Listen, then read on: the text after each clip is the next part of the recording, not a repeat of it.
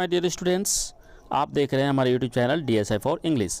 और लगातार पिछले 2 दिन से मैं आपको समझा रहा हूं देयर का यूज़ कैसे करेंगे, जिसमें कि पिछले वीडियो में आपने देखा 1 से लेके 9 तक देयर के टोटल 9 टाइप्स बताया मैंने, और दूसरी वीडियो में आपने देखा 10 से लेकर टोटल 15 तक, यानी कि अब तक में आप टोटल 15 टाइप का यूज़ देयर का सीख चुके होंगे, उम्मीद करता हूं। और आज की वीडियो में हम आपको टोटल 8, जैसा कि मैंने पिछली वीडियो में कहा था कि नेक्स्ट 8 यूज़ जो है, 8 टाइप का यूज़ जो है देयर का, इस वीडियो में आपको बताने वाला हूं। तो हमारे साथ बने रहिए वीडियो में। और सबसे पहले आपसे रिक्वेस्ट होगा कि आप अपना नोटबुक लेकर के बैठिए ज़रूर, क्योंकि आज के इस वीडियो में बहुत ही बेहतरीन सेंटेंसेज मैं आपको बताने वाला हूँ। ठीक है, तो मैं उम्मीद करता हूं कि आप इस वीडियो को लास्ट तक देखेंगे, और आपसे रिक्वेस्ट भी होगा कि इसे लास्ट तक जरूर देखिए। बने रहिए हमारे साथ। आइए वीडियो स्टार्ट करते हैं। तो माय डियर स्टूडेंट्स, आज की वीडियो में मैं आपको बताने वाला हूं कुछ ऐसा वाक्य जिसमें ये कहा जाए कि ऐसा रहा होगा या ऐसा रही होगी। ठीक है, इस यानी कि अनुमान के तौर पर कुछ कहा जाए, अनुमान के तौर पर कुछ कहा जाए कि ऐसा हो सकता था या ऐसा होता। आइए कुछ इसको बारीकी से समझते हैं। जिसे अगर ये कोई कहता है कि कुछ रहा होगा या कुछ कोई कारण रहा होगा, तो मे हैव बीन या विल हैव बीन। अगर कहते हैं कि अवश्य रही होगी, तो मस्ट हैव बीन। अगर कहते हैं होनी चाहिए थी, तो शुड हैव बीन। अगर कहते या उससे भी ज्यादा हो, तो जो कानूनी तौर पर ये कहा जाए कि ऐसा होना चाहिए था, तो आउट टू हैव बीन। यानी ये शुड हैव बीन और आउट टू हैव बीन को हम लोग यूज करेंगे पास्ट टाइम के लिए। ठीक है, और देखिए अगर कहते हैं कि ऐसा हो सकता था, यानी कोई काम था ऐसा अगर हो सकता था, तो हम लोग इसके लिए यूज करेंगे कुड हैव बीन या फिर माइट हैव बीन। ये भी पास्ट को इंडिकेट करेंगे, क्योंकि पास्ट में कोई ऐसी पॉसिबिलिटी थी जो हो सकता था लेकिन हो नहीं पाया। और हो सकता था या अगर ऐसा होता, पास्ट में ऐसी भी कुछ और कामना हम लोग करते थे कि ऐसा हो सकता था या ऐसा होता तो ये हो जाता, तो इसके लिए हम लोग यूज करेंगे वुड हैव बीन। ठीक है, और ऐसा करते कि हुआ करता था, कुछ काम हुआ करता था, तो उसके लिए यूज करेंगे यूज्ड टू बी।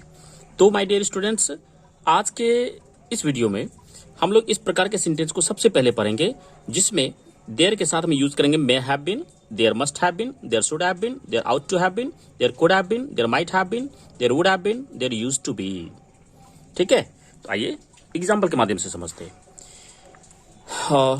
जैसे देखिए, एक चीज मैं पहले बता दूं माय डियर स्टूडेंट्स, प्लीज अगर आप नोटबुक लेकर नहीं बैठे तो प्लीज नोटबुक लेकर के बैठिए और इसको नोट भी करते चले जाइए, ताकि आप बाद में भी इसको बारीकी से समझ सके। और एक बार में अगर समझ में नहीं आया तो वीडियो को दोबारा जरूर देखिएगा, और लिखने के क्रम में वीडियो पॉज करके लिखते चले जाइए या स्क्रीनशॉट लेके लिखिए। ठीक है, आइए बढ़ते हैं आगे। जैसे कि एग्जाम्पल देखिए, इस हमले के पीछे विदेशी हाथ रहा होगा। क्या लिखा हुआ है? इस हमले के पीछे विदेशी हाथ रहा होगा। तो ये देखिए लिखा हुआ है रहा होगा। ऐसी स्थिति में हम लोग इसका जो बनाएंगे, जैसे मैंने कहा था कि मे हैव बीन के साथ में देयर का यूज करेंगे, तो देयर में हैव बीन क्या रहा होगा, तो विदेशी हाथ रहा होगा। There may have been a foreign hand behind this attack, behind this attack, इस हमले के पीछे। ठीक है, अगला एग्जांपल देखिए, जरूर यहां पर कुछ समय पहले आग लगी होगी। आग लगी होगी, ऐसी उम्मीद जताई जा रही है कि जरूर कुछ समय पहले यहां पर आग लगी होगी। तो अवश्य लगी होगी, जरूर लगी होगी, जरूर लगा हुआ है तो लगाएंगे there must have been a huge fire. Huge fire इसीलिए कि कुछ हो सकता है काफी ज्यादा आग लगा हो। There must have been a huge fire here sometimes ago, sometime ago. ठीक है, अगला देखिए, गलतफहमी रही होगी। नहीं, यदि कोई घटना घट गई होगी किसी गलतफहमी की वजह से, तो लोग अक्सर ऐसा बोलते हैं कि गलतफहमी रह गई होगी। जैसे there must have been some misunderstanding, there must have been some misunderstanding. ठीक है, आगे देखिए, जैसे लड़कियों के लिए बैच अलग होनी चाहिए थी। ये हम लोग क्या बोलते हैं, एक रूल के तहत सोच रहे हैं कि एक लड़के और लड़कियों का बैच अगर अलग होता है ना, तो आज शायद कोई घटना नहीं होती। इसलिए कहा जा रहा है कि लड़कियों के लिए एक अलग बैच होनी चाहिए थी।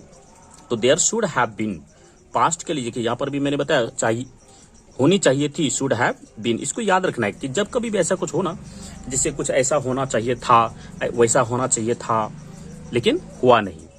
ठीक है, तो इसके लिए क्या ट्रांसलेशन बनाएंगे, there should have been a separate batch for girls. ठीक है, एक और सेंटेंस देखिए, इसके लिए कानून होना चाहिए था। There ought to have been, कानून, जो कि कानून वाली बात होती है, क्या लगाना पड़ेगा, आउट टू। चूंकि मैंने पहले भी कहा था कि लॉ एंड ऑर्डर के रिस्पेक्ट में ही हम लोग ज्यादातर कौन सा मॉडल यूज करते हैं, ought to.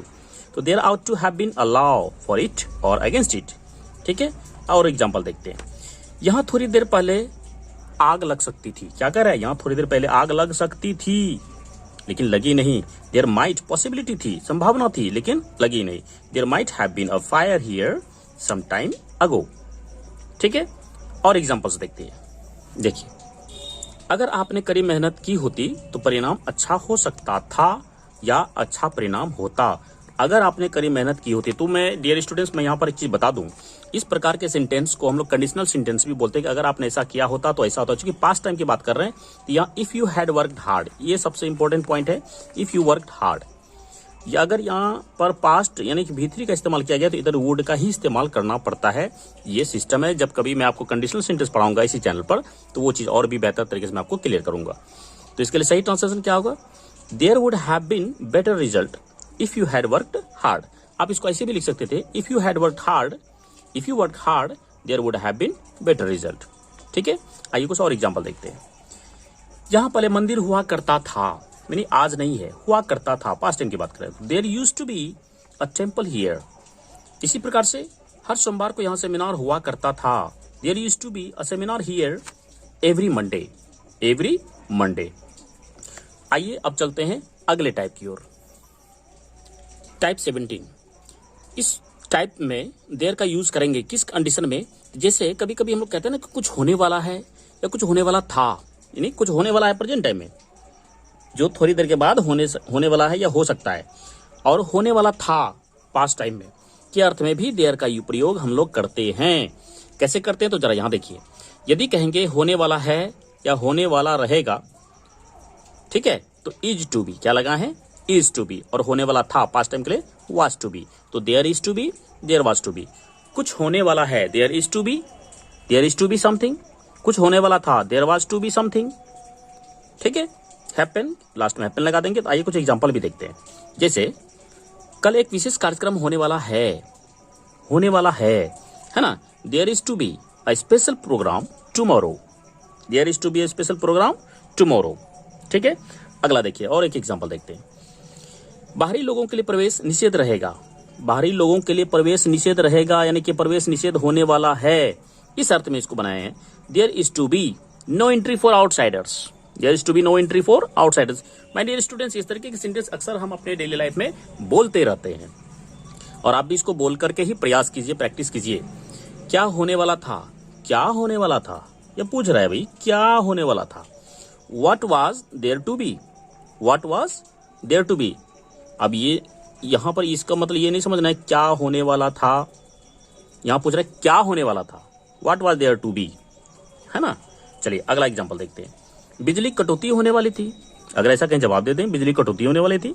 There was to be a power cut, there was to be a power cut, was क्यों थी। ठीक है, तो माय डियर स्टूडेंट्स, ये था हमारा टाइप 17। देयर का यूज होने वाला है या होने वाला था, इसमें देयर इज टू बी और देयर वाज टू बी, उसके साथ जो कुछ होने वाला था वो चीज हम लोग ऐड कर देते हैं। ठीक है, आइए अब देखते हैं टाइप 17 को। सॉरी, टाइप 17 तो पढ़ चुके, टाइप 18 को। टाइप 18 जरूरत है के अर्थ में, यानी कि जरूरत है, जरूरत था, इस तरीके का यदि हम सेंटेंस सोचते हैं कभी भी कि हमें पढ़ने की जरूरत है, यहाँ कुछ होने की जरूरत है, ठीक है, कुछ परिवर्तन होने की जरूरत है, तो ऐसे वाक्य में भी हम लोग देयर का यूज करेंगे। लेकिन कैसे यूज करेंगे? चूंकि होने का जरूरत का मतलब नीड, तो इसको यूज करेंगे there needs to be, there needs to be. अगर कोई जरूरत नहीं है के अर्थ में there need not to be. अब देखिए, ये नीड्स जो है अपने आप में एक मेन वर्ब भी है, ठीक है, और यहाँ पर देयर के साथ में V5 लगाया गया है। क्या लगाया गया है? V5 लगाया गया है। और जैसे ये नोट आएगा, जैसी नोट आएगा तो ऑलरेडी ये V1 बन जाएगा। ठीक है, ये चीज को ध्यान रखना है। और दूसरे अर्थ में भी समझ सकते हैं कि जब भी पॉजिटिव रूप से जरूरत है की बात करेंगे तो देयर नीड्स टू बी, और नेगेटिव की बात करें there need not to be. आइए एग्जांपल देखते हैं। जैसे परिवर्तन की आवश्यकता है, there needs to be, positive है, there needs to be a change, परिवर्तन की आवश्यकता है। कई बार हम अपने लाइफ में इस तरीके के सेंटेंस को बोलते रहते हैं। अगला देखिए, परिवर्तन की आवश्यकता नहीं है, there need not to be a change, there need not to be a change. अगला एग्जांपल देखिए। जैसे दरवाजे पर किसी एक के रहने की जरूरत है, दरवाजे पर किसी एक के रहने की जरूरत है, there needs to be someone at the entrance, there needs to be someone at the entrance. अगला एग्जांपल देखिए। हमारी शिक्षा पद्धति में अमूल परिवर्तन की जरूरत है, ये तो बिल्कुल सही बात है भाई, हमारी शिक्षा पद्धति में आमूल परिवर्तन की जरूरत है। देयर नीड्स, तो पॉजिटिव सेंटेंस है, there needs to be a radical change in our education system. There needs to be a radical change in our education system. हमारी शिक्षा पद्धति में आमूल परिवर्तन की जरूरत है। तो आइए अब चलते हैं टाइप 19 की ओर। माय डियर स्टूडेंट्स, देयर के अगले टाइप 19 में हम लोग पढ़ेंगे लगता है। यानी कि जब कोई चीज हमें लगता है कि नहीं ऐसा होता, लगता है ये होता, ऐसा लगता है, ऐसा लगता या ऐसा लगता है या ऐसा लगता था की अगर बात करें, जैसे लगता है प्रेजेंट में तो देयर सीम्स या appears to be, there seems या अपीयर्स टू बी। अगर पास्ट में कहें कि लगता था, देयर सीम्ड या अपीयर्ड टू बी। आइए कुछ एग्जांपल के माध्यम से समझते हैं। जैसे लगता है यहाँ गलती है। कई बार मेरे स्टूडेंट्स इसमें ऐसे ऐसे सेंटेंस को ही मैंने कलेक्ट किया है जो डेली लाइफ में हम लोग यूज करते हैं बोलने में। लगता है यहाँ एक गलती है। There seems to be a mistake here, there seems to be a mistake here. अगला देखिए, लगता है वहां कोई नहीं था। लगता है वहां कोई नहीं था, ये देखिए पास्ट की बात कर रहा है, तो there seemed to be nobody there, there seemed to be nobody there. अगला एग्जांपल देखिए, लगता है कुछ गड़बड़ है, प्रेजेंट है, there seems to be something wrong, there seems to be something wrong.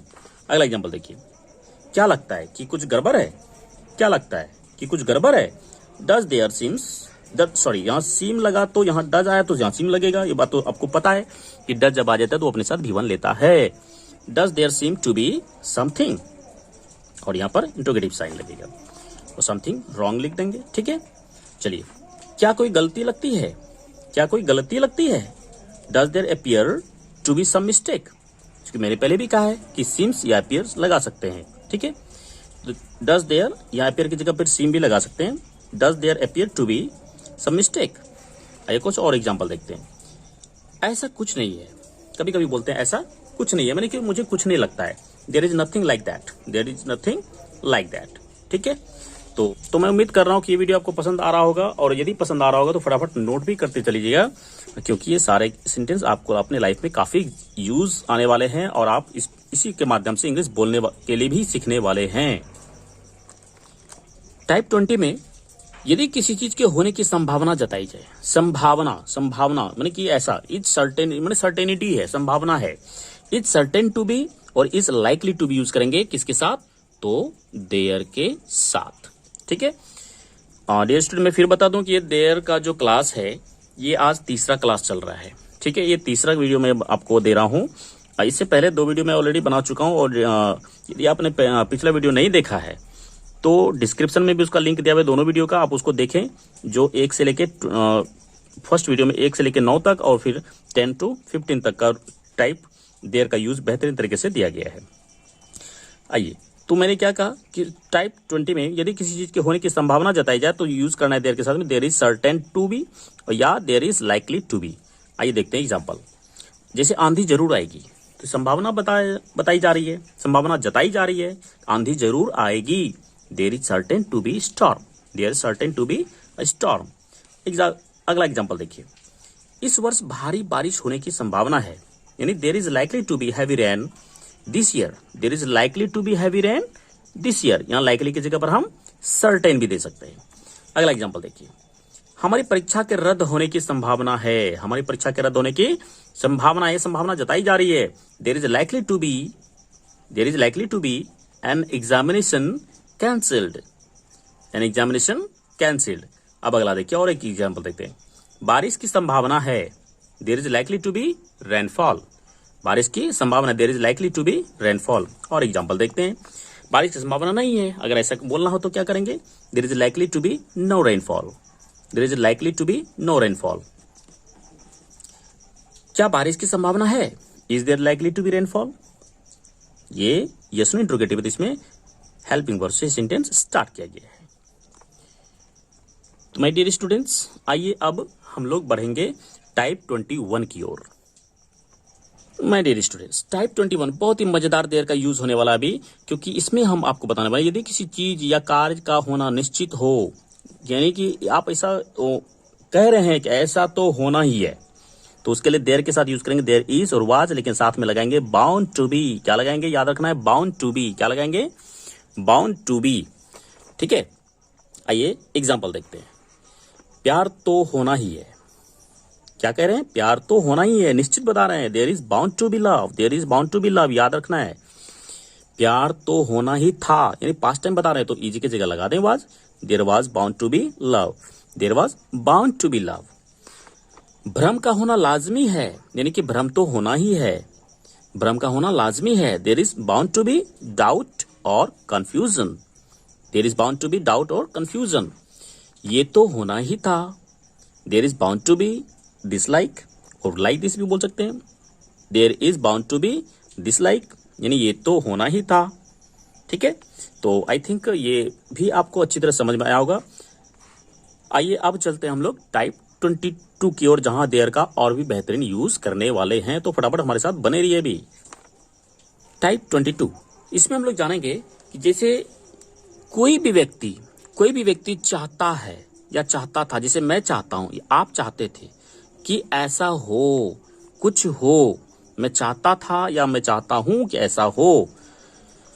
अगर चाहता था कि ऐसा हो तो जैसे, तो इसके लिए हम यूज करेंगे। सबसे पहले कहते हैं कि मैं चाहता हूं, तो आई वांट या आई विश। वह चाहता है, ही वांट्स, ही विश। मैं चाहता था, आई वांटेड या आई विश्ड, तो उसके साथ में लगाना है देयर टू बी। क्या लगाना है, देयर टू बी। आइए देखते हैं एग्जाम्पल के माध्यम से। जैसे मैं चाहता हूं कि सभी जगह शांति हो, मैं चाहता हूं, तो आई वांट सभी जगह शांति हो, there to be peace everywhere, there to be peace everywhere. और एग्जाम्पल देखिए, मेरी शुभकामना है कि आगे समय अच्छा हो, मेरी शुभकामना है, आई विश आगे समय अच्छा हो, there to be good times ahead, ठीक है, I wish there to be good times ahead. अगला सेंटेंस देखिए, वह चाहता है कि शांति हो, वह चाहता है, ही वांट्स, और ही विशेस भी लिख सकते हैं। He wants there to be peace, there to be peace की शांति हो। ठीक है, और एग्जांपल देखते हैं। क्या आप चाहते हैं कि भारत और पाकिस्तान के बीच मैत्री हो, यानी मित्रता हो, दोस्ती हो, फ्रेंडशिप हो। डू यू वांट, क्या आप चाहते हैं, do you want there to be amity between India and Pakistan. Do you want there to be amity between India and Pakistan. तो माय डियर स्टूडेंट्स, मैं उम्मीद करता हूं कि ये आपको अच्छी तरह से समझ में आ रहा होगा। तो आइए अब चलते हैं टाइप 23 की ओर, देयर का और भी धमाकेदार बेहतरीन यूज के साथ। बने रहिए हमारे साथ। टाइप 22 के अर्थ में देयर का जो यूज करने वाले हैं, यदि किसी वाक्य में ये कहा जाए कि कुछ रह गया, यानी बाकी रह गया, तो उसके लिए यूज करेंगे रिमेन, बाकी होने के अर्थ में। ठीक है, या सॉरी, बाकी होने नहीं, कुछ होने के अर्थ की बात करेंगे, यानी कि कुछ ऐसा होता, ऐसा चलता, गोस रहता था, तो लिव्ड का यूज करेंगे। आइए कुछ एग्जांपल देखते हैं। जैसे अब पूछने के लिए प्रश्न नहीं है, यानी कि प्रश्न रहा नहीं, प्रश्न बाकी नहीं है। अब पूछने के लिए प्रश्न बाकी नहीं है, कैसे बोलेंगे, there remains no question, there remains no question to be asked now, to be asked now, there remains no question to be asked now. अगला एग्जांपल देखते हैं। बहुत पहले एक राजा रहता था, अब नहीं रहता है, अब रहता नहीं है। द लॉन्ग एगो, बहुत पहले लॉन्ग एगो एक राजा रहता था। There lived a king, there lived a king. अगला एग्जांपल देखिए, यहाँ कुछ गड़बड़ होता है, यहाँ कुछ गड़बड़ होता है। There goes something wrong here, there goes कुछ गड़बड़ होता है, there goes something wrong here. कुछ गड़बड़ नहीं होता है, there goes nothing wrong here, कुछ गड़बड़ नहीं होता है, there goes nothing wrong here. क्या कुछ करना बाकी है, does there remain anything to be done, does there remain anything to be done.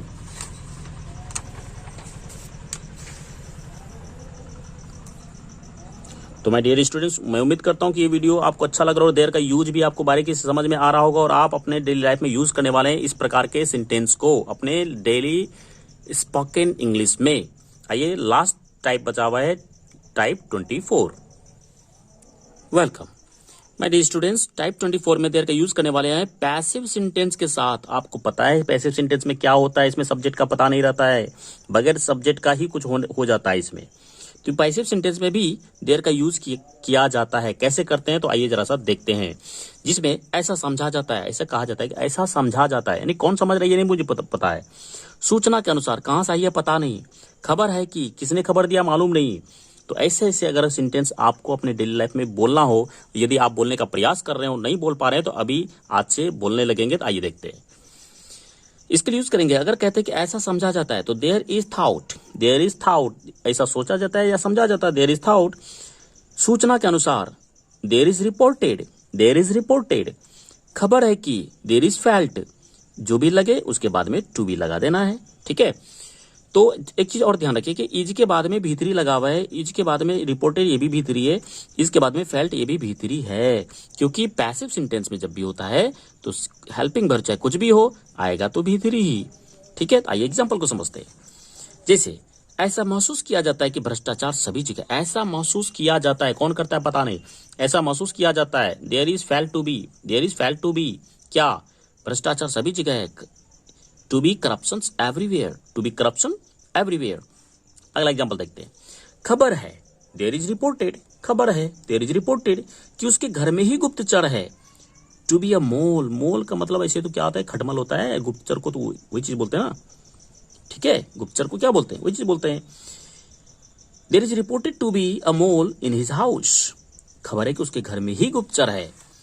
ऐसा समझा जाता है कि अंग्रेजी भाषा आसान है। There is thought to be English language easy, there is thought, ऐसा समझा जाता है कि अंग्रेजी भाषा आसान है, to be English language easy. अगला एग्जांपल देखिए। क्या खबर है कि उसके घर में कोई आतंकवादी है, क्या खबर है कि उसके घर में कोई आतंकवादी है। इज देयर रिपोर्टेड, क्या खबर है कि to be a terrorist in his house, उसके घर में कोई आतंकवादी है। तो माय डियर स्टूडेंट्स, ये था आपका देयर का आज टोटल 8 रूल, 8 टाइप का यूज। तो मैं उम्मीद करता हूं कि आपको बहुत ही बारीकी से समझ में आया होगा और अब आप इन सारे सेंटेंसेस का नोट्स भी बना लिए होंगे। यदि आपने नहीं बनाया है तो फटाफट फिर से वीडियो देखिए और उसका नोट्स बनाइए, ठीक है। और उसके साथ साथ में आप बोलने का भी प्रयास कीजिए, क्योंकि मैं आपको बोल बोल करके ही सुनाता हूं, आप लिख भी रहे होंगे, ठीक है। और लास्ट में फिर मैं दोबारा कहना चाहूंगा कि इससे पहले मैंने, क्योंकि आज तो 16 to 24 तक का टाइप मैंने बताया देयर का यूज, इससे पहले का वीडियो जिसमें कि 1 से 9 फिर 10 to 15, यानी पिछला 2 वीडियो अगर आपने नहीं देखा है तो फटाफट प्लेलिस्ट में जाइए या फिर डिस्क्रिप्शन में उसका लिंक दिया हुआ है, वीडियो मौजूद है ऑलरेडी, वहां देख करके आप उसका पुराना नोट्स भी तैयार कर लीजिए, पिछला नोट्स भी तैयार कर लीजिए और अपनी डेली लाइफ में यूज कीजिएगा। और वीडियो यदि पसंद आया हो तो अपने दोस्तों को जरूर शेयर कीजिएगा और नए होंगे अगर चैनल पे तो चैनल को जरूर सब्सक्राइब कर लीजिएगा, ठीक है। लेकिन कमेंट में आज आपको कुछ सेंटेंस लिख करके दिखाना है, उसका आंसर जरूर बताना है जो मैं अभी आपको देने वाला हूं। फटाफट देखिए स्क्रीन पर। यह है हमारा आज का सवाल। प्यार तो होना ही है, शिक्षा का अवसर सभी को मिलना चाहिए। तो माय डियर स्टूडेंट्स, फटाफट इसका क्या सही ट्रांसलेशन होगा, फटाफट आप कमेंट में हमें इसका ट्रांसलेशन लिखकर जरूर बताइए। आप लोगों से एक शिकायत है कि आप लोग जो मैं सवाल पूछता हूं, जो सवाल देता हूं, उसका ट्रांसलेशन आप लोग नहीं बढ़ाते हैं। देखिए मैं सभी कमेंट्स को पढ़ता हूं, मैं सभी कमेंट्स को पढ़ता हूं कि आप कितना सीख पा रहे हैं, आप सीख पा रहे हैं कि नहीं, आप समझ पा रहे हैं कि नहीं। आपके इस कमेंट से ही मुझे पता चल जाता है, लेकिन आप कमेंट ही नहीं करते तो मुझे क्या मालूम चलेगा कि आप सीख पा रहे हैं कि नहीं, आपको मेरे वीडियो के माध्यम से कुछ सीखने को या समझने को हो भी पा रहा है कि नहीं, कुछ बेनिफिट मिल पा रहा है कि नहीं, ठीक है। तो आपसे रिक्वेस्ट होगा कि आप इसको कमेंट में जरूर ट्रांसलेट करके बताइए इसका सही ट्रांसलेशन क्या होने वाला है। वीडियो देखने के लिए आपका बहुत बहुत धन्यवाद।